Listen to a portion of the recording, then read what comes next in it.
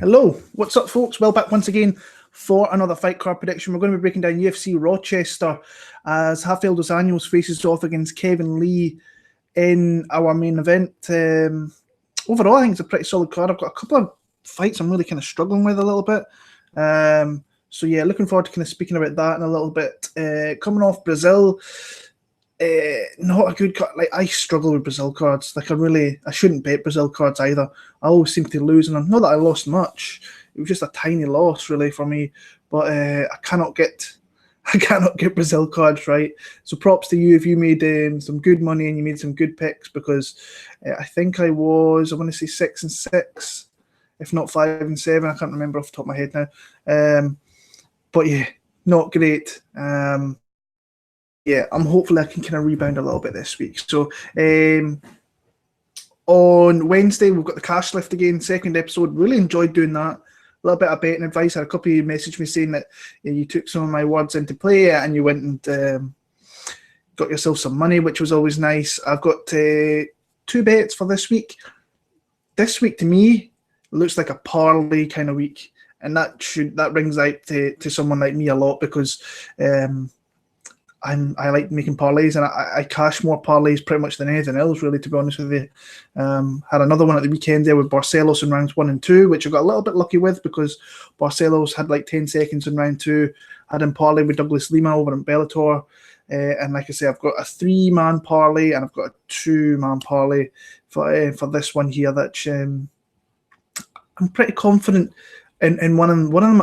At the time, I was super confident, and I've kind of reined back a little bit. But yeah, hit that subscribe button, hit the bell to notify you when my videos come on. But yeah, we're going to get into this, and we'll go into the cards. So starting off, featherweight division, Julio Arce against Julian Rosa. Yeah, I'm not picking Julian Rosa in the UFC to win a fight. He is going to get beat up pretty badly here. This is a fight to really get Arce back in the win column here. Julian Rosa leaves his chin out there to be hit. You've got someone like Julio Arce who's got good technical striking. He's going to find the chin of Julian Rosa. He really is. Rosa's coming off that loss to Grant Dawson, where he had opportunities, because Dawson just gassed out so badly, and is so... Like, that was an eye-opener to me. I thought he was a fairly half-decent fighter, and I still think he is Dawson. I'll speak about him in a little bit.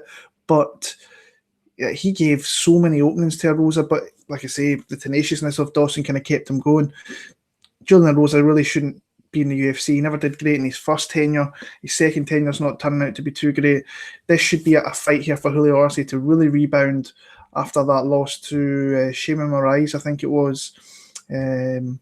Away back in November last year, where I thought he gave a good account of himself, but left it a little bit too late, busted up a little bit, lost a fairly close split decision. I had my eyes in that one. This is a fight for Arce to really bounce back into the win column here. This is one of my guys I've got in my parlay as well. I think I got him, I don't know what he's sitting at now, but I got him at like minus 350, which is something I don't usually like betting people that high up, but to me, I don't know where he is ending up, where he is right now. So he's minus 500. Whoa. So yeah, I like Julio Arce. I like him to win in the first couple of rounds. In fact, I'm going to go a first round knockout for Julio Arce. Middleweight division, Zach Cummins against Trevin Giles. This is one I've been super struggling with. I want to say probably Thursday last week, I was very, very, very close to betting Trevin Giles at plus money.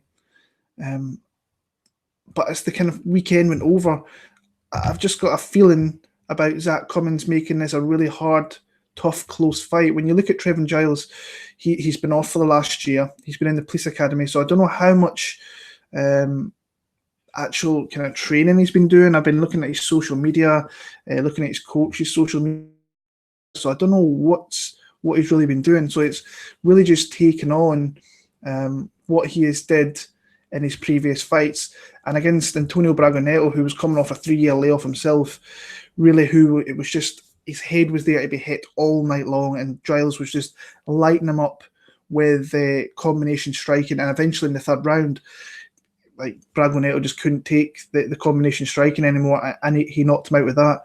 There was a couple of sketchy moments in that fight where Braganetto was getting takedowns. I think he got 2 or 3 in that fight, and had him down there for a little bit.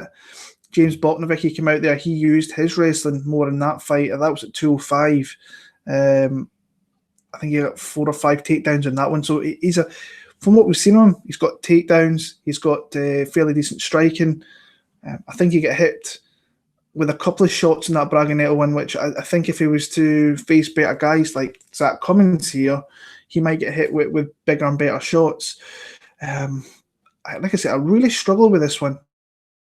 I was super high on Trevin Giles 4 or 5 days ago, and I've kind of reined that in a little bit.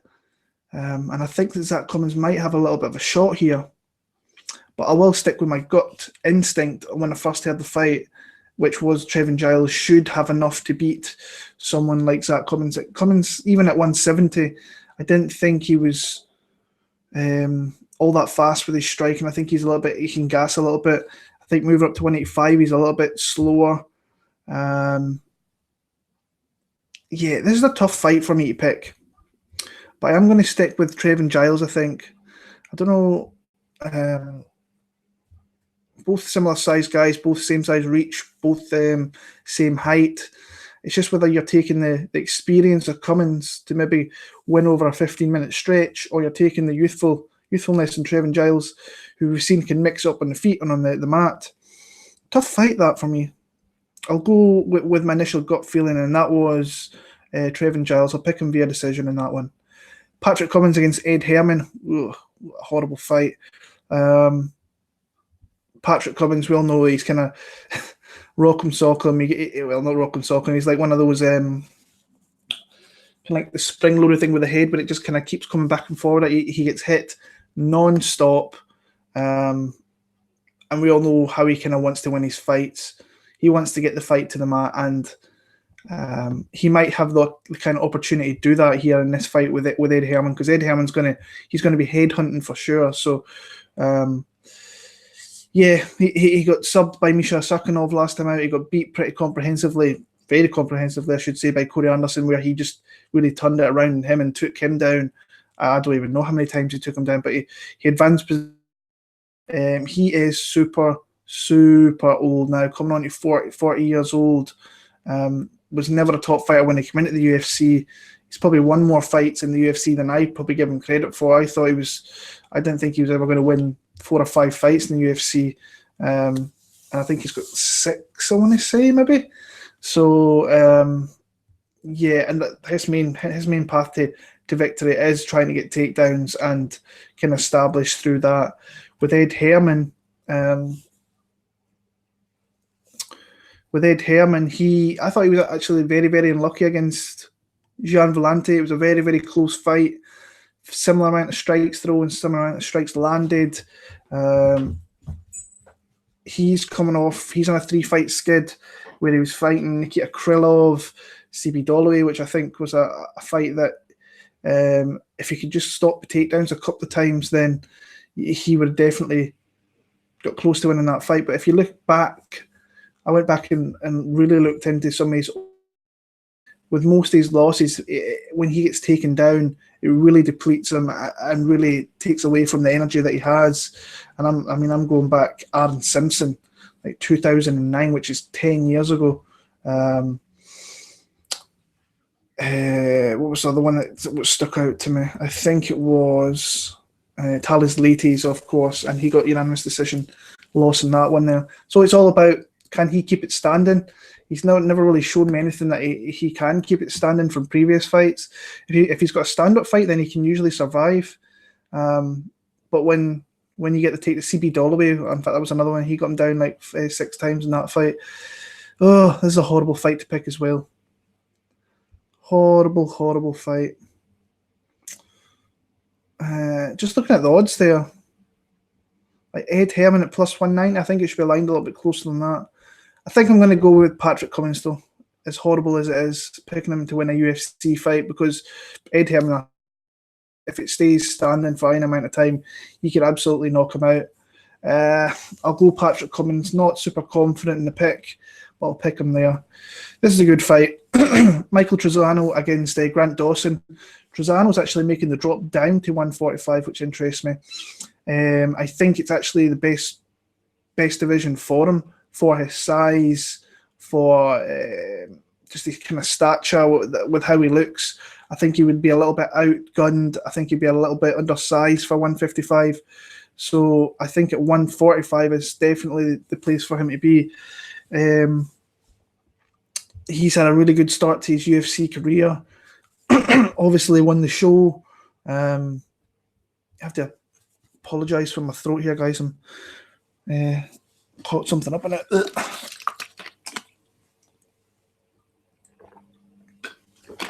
That's better. Yeah, he's had a really good start to his UFC tenure coming off the show after winning the show. Beat Jourdain obviously in the finale, and then cash for me is a very sizable dog against Luis Pena, which is always nice.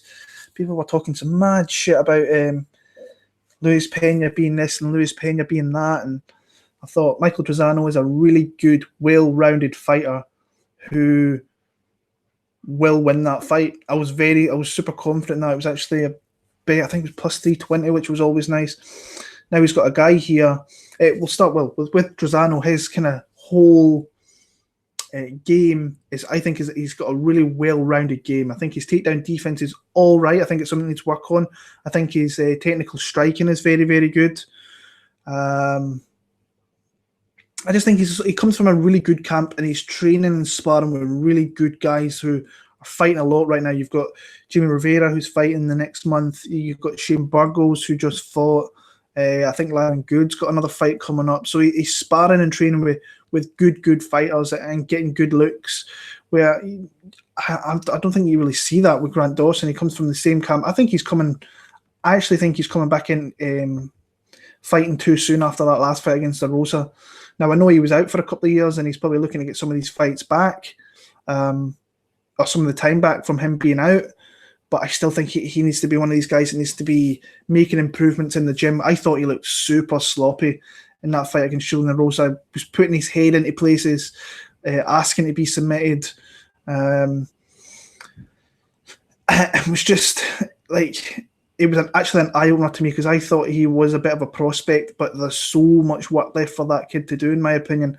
And when I look at this matchup, I think he will get Trizano down. I do see Trizano getting back to his feet. I could probably see Trizano maybe getting a submission. But like I say, a lot of people are going to come on here and they're going to say Dawson's going to get takedowns, and I think he will. I think he will too. But I think Trizano's going to get back to his feet, and I think from there, his technical striking, he's going to piece up Grant Dawson. I think he's going to be more dangerous in a lot of aspects of the fight, and I think he's going to win the fight through that. But if Dawson can keep him to the ground and really keep him there for large portions of the fight, then he's got a very good chance to win. Really surprised by I know he was very, very aggressive and he was coming forward. He never really stopped in that fight. But I was surprised just like how quick he depleted himself. And I think if he should just fall back a little bit and really take his time and just pace himself through a fight, I think he will do great. But that was a bit of an eye-opener. He should have really got Rosa out of there. He gave Rosa too many opportunities to really win that fight. I know he won via unanimous decision, but he got hit up a lot. He was given submission opportunities to him. I just like Mike Trizano in this fight for the simple reason I think he's the more well-rounded fighter right now. But I think there is spots in this fight where Dawson is going to take him down. For a DraftKings play, Dawson might not be a bad thing because he's still super high if he can get takedowns and pass like he did against De Rosa. But yeah, I have to go with Mike Trizano in this one. I think that he's got a good. I just think he's the more well-rounded fighter. And I think he's going to. I just like him in this spot. Trizano via decision. Welterweight division.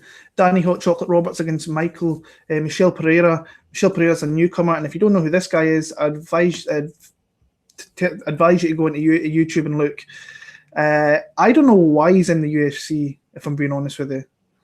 I really don't. I know his record's 22-9 now. He's been kind of fighting all over Europe and Asia, and yeah, it's a weird one that he's getting signed here. But I don't know what you can really say. I don't think he's overly a great fighter. I really don't. But he's a showman. He's an absolute showman. If you see him, he's wild. He's absolutely wild. He's doing standing backflips. He's backflipping off the cage. He's it's just it's funny to watch him. It is. It's he's a very creative guy. Let's just say that. I think he's very basic, but I think his basic attacks are pretty good. So I think he throws a fairly decent jab. He's got a couple of good straight punches on him, good leg kicks when he wants to throw them.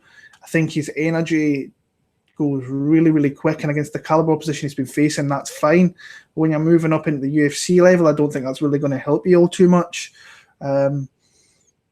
He's going to be fun to watch. That's the least they could say. But I don't know how many fights he's going to win in the UFC just by being fun to watch, because his fun to watch is not throwing down; it's doing flips off the cage and all that crazy shit. So I think his gas tank will deplete really, really quickly, and I think that people will just start to absolutely run through him.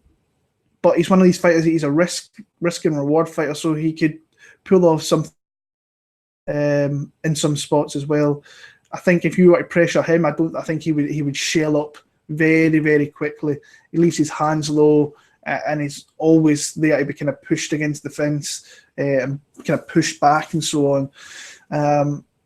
Danny Roberts, good technical striking, a little bit of a chin issue. This is the type of fights he should be winning the UFC fairly comfortably, in my opinion. I think that when you look at his wins, your Bobby Nashes, your Enkamps, Zawada, Dominic Steels, Nathan Coy, this guy's no more better than any of those guys that I've just mentioned there, coming off that armbar submission to Claudio Silva, which was a little bit controversial at the time. But I'm going to go Danny Roberts for the simple fact that he's more technical. I think that he can pressure Pereira. Once Pereira starts doing his wild stuff and he realises it's not really going to work, then I think he's just going to be hurt really, really badly in the fight. And I like Danny Roberts to get him out of there. I'll go with a late finish, maybe second or third round TKO in that one there. Moving on, Desmond Green against Charles Jourdain. This is lightweight. Jourdain is a Canadian featherweight who's got his opportunity coming into the UFC here. And he's moved up a division to face Desmond Green here. So obviously, straight off the bat, size differential is big already. So, but I like this Jourdain guy. I think he's going to be a good fight. I think he's a good fight. The UFC can actually, while in the company, if they give him the right matchups, can turn into a fairly, fairly good fighter. Really young as well. I think he's only 23, 24, I remember reading the other day there. And he's only losses to a TJ Laramie, who's a Canadian prospect himself. So, yeah. His biggest weakness that I've seen is off his back. He can get taken down, and once he's on his back, he's a little bit like a fish out of water. I think that his defense lacks a little bit, and that's the biggest thing when I was watching straight off. I think it's the first thing I saw was like, right, takedown defense, not good. So I'm guessing he's probably a striker. In the Laramie fight, like he was taking him down, keeping him there. I struggled big time off his back in that fight, which is when I looked into. I think it was the first one I actually looked into, just because TJ Laramie is a name that kind of rings out to me. I think on the feet, I think he's very, very gifted on the feet. I think he's really, really good. Doesn't wrestle too much. Once he's not one of these guys that will kind of hunt for submissions and stuff like that as well. He's a kind of striker first. He does his best work on the feet. That's all I can really say. Very, very risky fighter himself. Will throw a lot of kind of flying attacks, roundhouses, knees. But I think he puts his striking together well with his kicks, with his striking. He throws a lot of kind of flurries. It's going to be interesting to see how he flurries a guy like kind of Desmond Green, who very, very good pro. I think he should be having better kind of caliber opposition than guys coming in my opinion, coming off that win last time out. But like I say, Jourdain, I think he's a fairly decent fighter. Good cardio, keeps up a pace. That's only going to help him at 155. But I think the strength disparity is going to be a big thing in this fight here. But like I say, biggest strength is his striking. Biggest weakness is definitely his takedown defense. Like I say, I see Des Green just being stronger, being willing to push this guy back, get takedowns, fight kind of behind his jab, which he needs to do, which he's done in some of his previous fights, which leads to takedowns and so on. Like I say, if he should fight smart, if he fights smart, he wins this fight 9 out of 10 times, in my opinion. Yeah, I'll go Charles Green. I'll go Desmond Green, to win via decision. I think he'll just be too strong. He will catch him in the clinch and take him down, and then off his back. Like I said, I don't think he's that great. So I will go Desmond Green with a decision win there. This fight must have got moved. Yeah, it must have did. It's moved from the main card to the prelims. We've got Aspen Ladd against Sijara Eubanks, and this is a rematch, I want to say, from Invicta a while back. I remember watching this one and thinking, I totally forgot that they actually fought. And it was only a couple of years ago. I totally forgot they fought, with Aspen Ladd coming out the winner there. This is at 125. So Sijara's moved up a division here, which I think is going to help her, considering she was really struggling to make that 115 limit. She's come into the UFC. She won her fight last time out against Roxy, who's turned out she can actually win some fights in the UFC. But in that fight, she was just more dogged. She was throwing the kind of heavier strikes, which was really putting Roxanne Modafferi off. She got takedowns of her own, passed guard a couple of times. Overall, she was just a better fighter on that one. Before that, she beat Lauren Murphy as well, and she got garnered takedowns. When I look at this matchup here with kind of Aspen Ladd, very close fight.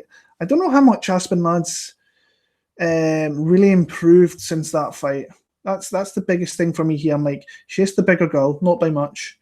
Very aggressive with her strikes, definitely lands more strikes, got super impressive ground and pound.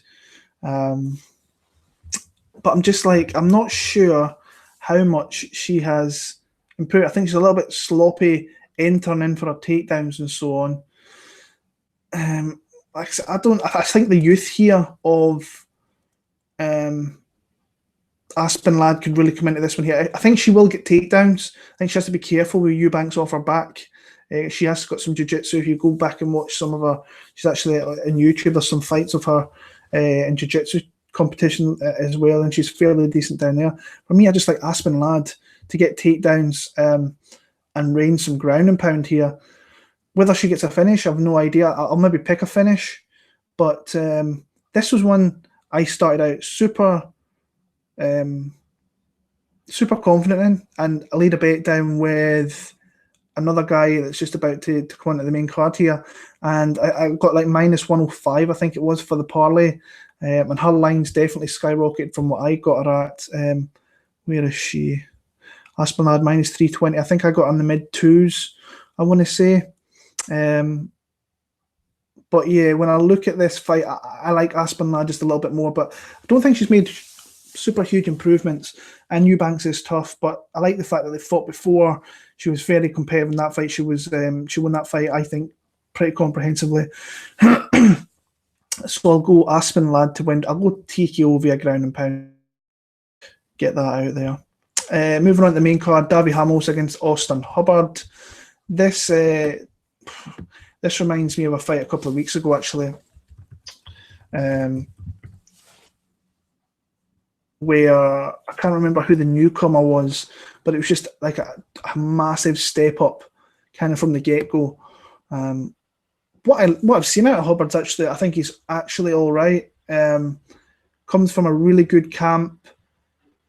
Comes from Elevation Fight Team out of Colorado, 10-2 record, 4 knockouts, 2 submissions, solid prospect, big leg kicks, keeps up an unbelievable pace, and he can break his opponents. I just don't think he's going to break someone like Davi Ramos. So for me, I think that once this gets to the mat, I think Davi is going to be very, very hard to beat. I think he's elite down there. I really do. I think on the feet, maybe Hubbard could give him a little bit of trouble, maybe push a pace on him. But I think Ramos is very, very good on the feet as well. But yeah, when I look at this there, like the striking, I think Ramos has definitely got the advantage there. Obviously, with the ground game, he's got the advantage there. I think Ramos had a bad showing in his debut, but since then he's just skyrocketed. Really, I think the phenomenal jiu-jitsu of Davi Ramos is going to play too much here. He's going to get a takedown, and he's going to find a way to that back, or he's going to get a choke of some way in here. I think he's going to get it. So whether he gets it early or gets it late, I like Davi Ramos to win via submission in this one. I just think that the biggest strength, what I've seen from Hubbard, was probably his cardio. But like I say, I don't think his weaknesses are all that bad. But I just think that Davi Ramos is just on the up right now, and I feel more kind of confident. I'm not going to pick the newcomer in this one here, and I've got him in a parlay, 3-team parlay with Arce and I want to say Luque. That's kind of giving away one of my picks there. But yeah, Charles Oliveira against Nick Lentz, a rematch of a rematch. Weird one. I think that Charles Oliveira deserves someone a little bit higher on the totem pole, really. And yeah, considering the run he's on with all the stoppages via submission, especially with his performance against David Teymur, who was probably maybe a top 25 guy, so he should be looking for fights in that top 15, in my opinion. Yeah, they last fought 2015, caught him in a submission in the third round. Fought him in, was it 2011? Won that one, but then it got changed to a no contest. I think the line's a little bit off, I'll say that, first of all. I think that Nick Lentz is a little bit more of a live dog than what his betting line provides. Let me see here. Minus plus 290. I think he's a little bit better than that. I think the line should be closer because he's dogged and a guy who fights very, very tough, but there's definitely disparities in his games. A weird fight for him to take, in my opinion. I would have been probably looking somewhere else. He's on a 2-fight win streak with wins over Gray Maynard and Scott Holtzman. Really good performance against Scott Holtzman. Holtzman's a tough guy to face. He's in your face, throws some heavy leather. Really did well in just keeping himself in that fight. And he fought a really sound, solid fight, and that's what you'd expect from someone who's been in the UFC for as long as Nick Lentz has been. So, yeah, I think you've seen kind of where I'm going here. I don't think he's going to be attempting takedowns like he was in Scott Holtzman, put it that way. I think you go into a world of trouble when you do that with someone like Charles Oliveira. So then it becomes a striking matchup. I think, like I say every time, I think Oliveira is very underrated with his striking, long. He's starting to become a little bit more flashy. And then we all know about Oliveira's submission skills, that they're world class. If he catches you in any semblance of a choke, you're in deep shit pretty much. And just struggling to see a path to victory here for Nick Lentz, in my opinion. So I'm going to go Charles Oliveira via submission in the second round. Women's featherweight division, Megan Anderson against Felicia Spencer. This is one that is kind of gotten a lot of kind of interest I'm seeing on Twitter. And I've seen a lot of people very heavy on Felicia Spencer. And initially, I was on Felicia Spencer. That was just my gut feel when I went before I even watched anything. And then because when everybody's talking about the kind of the same way for this matchup here, it's like Megan Anderson has bad takedown defense, and that is true. And when you look at someone like Felicia, looking to get takedowns, and that's kind of really all I think she's got, in my opinion. I don't think she's got much else. I think once she doesn't get the takedown, she can abandon ship. She flops to her back a little bit. I've not been super impressed with what I've seen of her, if I'm being honest with you. I've not really been the biggest fan of Megan Anderson. I think she's okay. I actually think she's a fairly decent fighter. She's coming off a win over Kat Zingano by sticking a big toe in her eye. But she's a big gull for this division. I don't think Felicia Spencer is. I think she's a bantamweight if she just gets her shit together, and she might do a bit of damage down in there and win some fights. When you look at that, I think she's 5'5", 5'6", is Felicia Spencer. Then you've got like a true women's featherweight in Megan Anderson. Like, she's 6 foot, 6'1", big girl. But obviously she's got a disparity in the grappling. But she knows this coming into this fight, so it can't be worse than the fight. I just can't see it. Now, can Spencer get takedowns? Absolutely. But on the feet, I think she's going to get pieced up. I really do.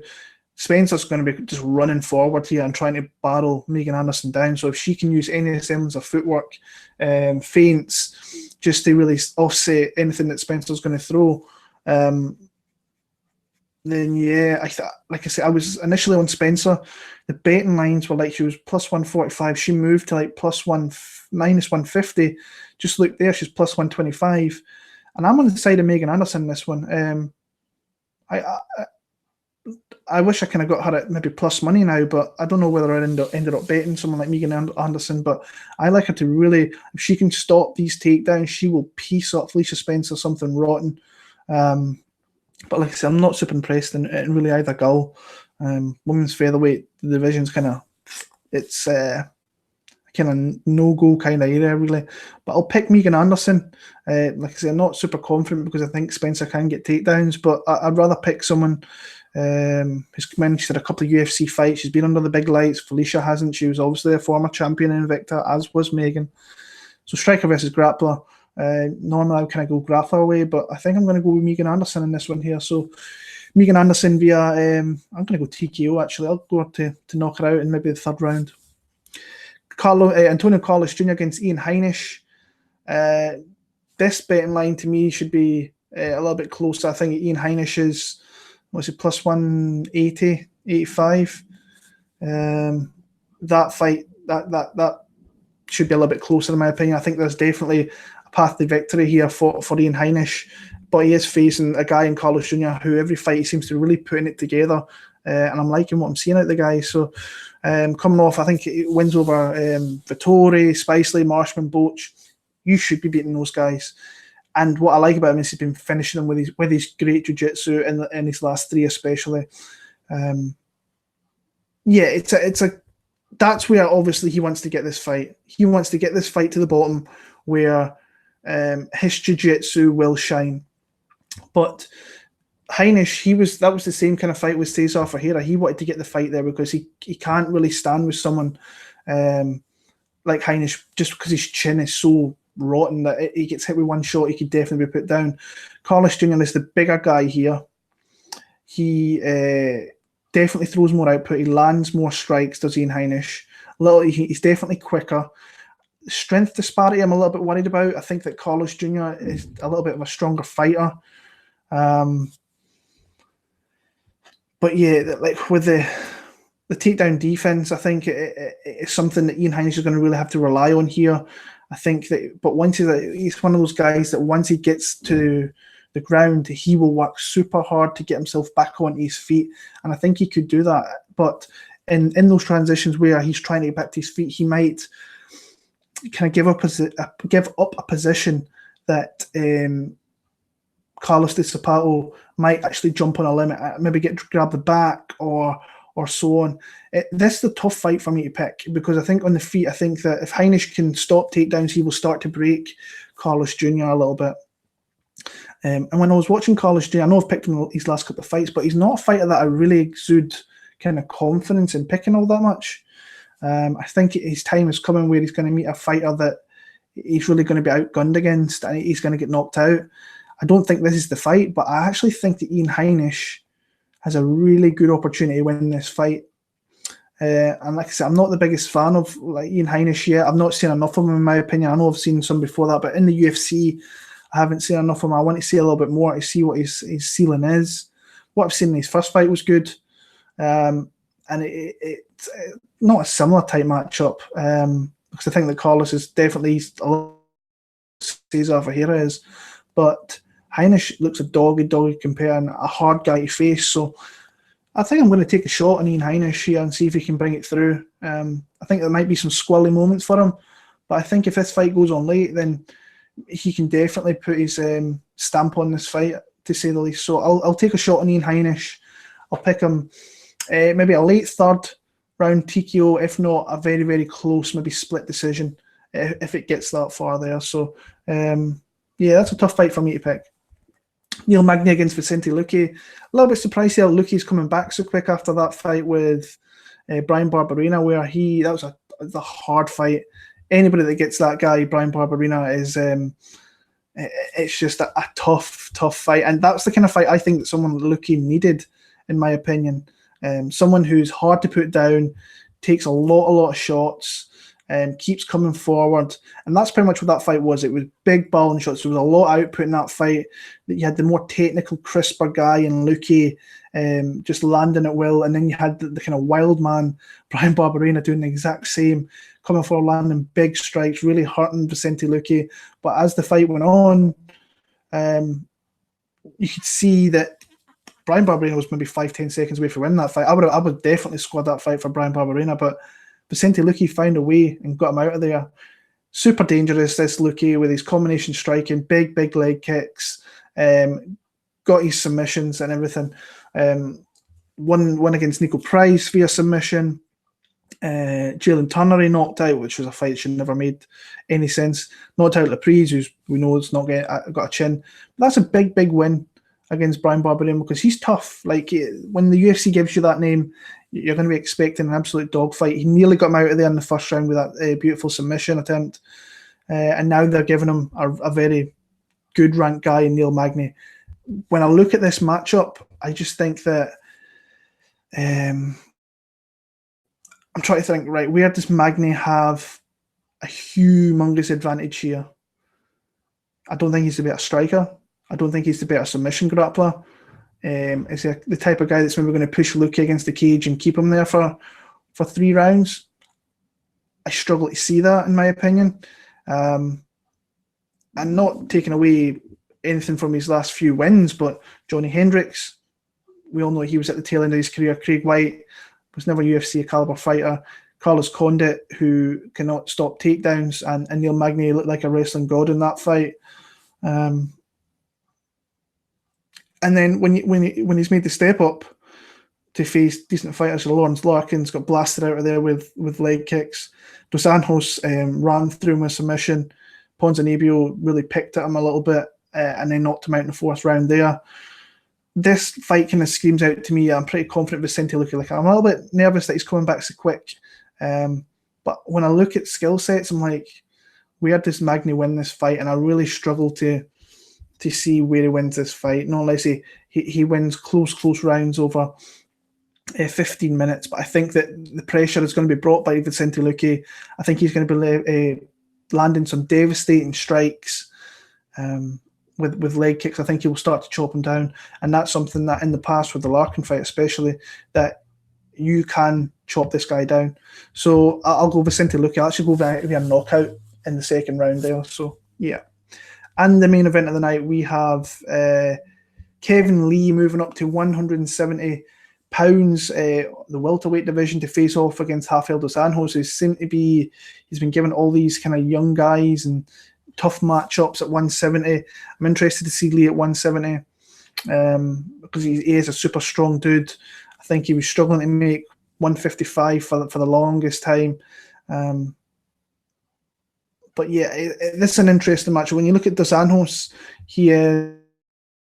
he's definitely on the tail end of his career. There's no doubt about it. Coming 35 this year, and it's just been kind of thrown to the wolves. His last kind of couple of fights after beating Safadine Magny and beating up Robbie Lawler. But he really did beat up Robbie Lawler. Then he was given Colby Covington, who had a really good game plan of pressure to the cage, get some takedowns, but do enough striking to make it competitive in the feet, and that's what he did. With the Usman fight, he was just in deep shit from the get-go. It was never really in that fight. The pressure of Kamaru Usman, which we've seen, is pretty legendary. He did that with the champion who went and took the belt off Tyron Woodley with that pressure.